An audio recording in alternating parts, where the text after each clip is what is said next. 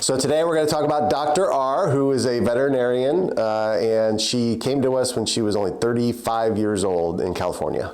So Dr. R, when she first came to us, was just probably 3 years into practice ownership, and she wasn't that far removed from being out of school. So while she was a very young owner and the condition that she was in was just trying to navigate, oh my gosh, what am I supposed to do next? I'm trying to grow this practice and I'm not really sure what I'm supposed to be doing financially.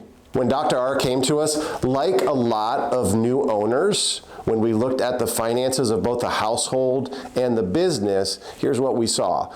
Number one, she didn't have much in business reserves, and she didn't have much in personal emergency funds, and she didn't have any other income sources that she had built, which makes sense. I mean, she's a new owner, but she had zero income sources outside of just what she had for the practice.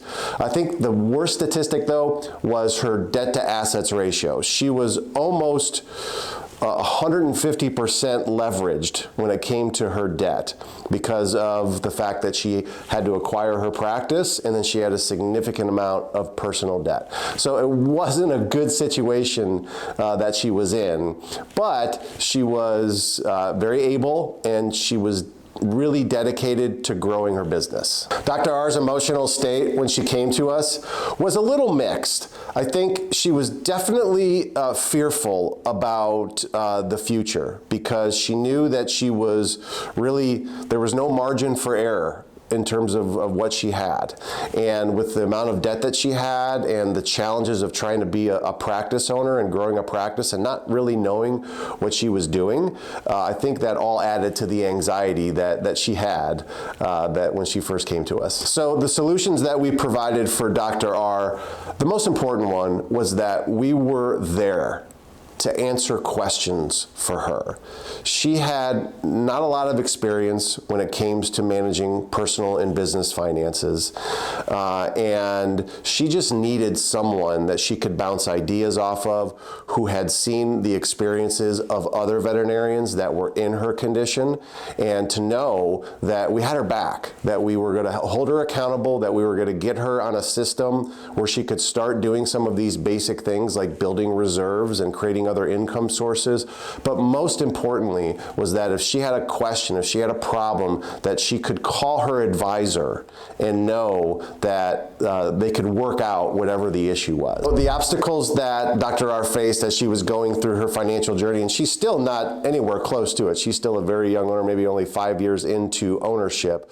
The obstacles, of course, is she's trying to find staff, she's trying to grow her practice, and at the same time, our target is to make sure that her household finances are also growing at the same rate that her business is growing. So the obstacles, of course, are, how does she continue to grow and expand without always having to use more debt to do so?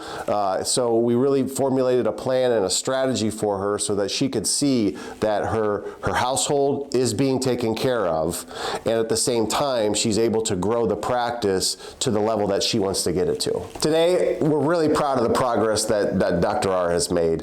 She has over 1.5 months of cash for business expenses. She's created at least 2 to 3 different income sources outside of the practice that are continuing to build.